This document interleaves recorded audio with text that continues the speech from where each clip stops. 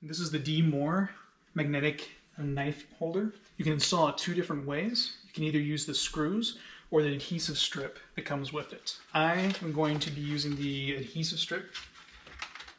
When you use the adhesive strip, you need to let it cure for 24 to 48 hours before actually using it.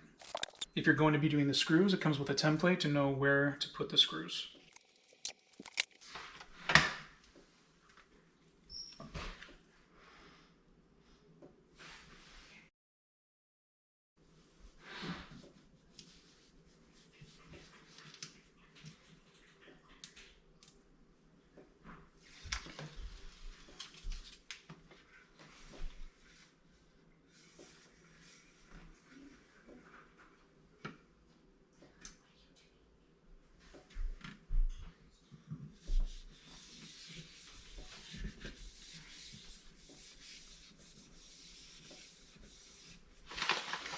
And now wait at least a day.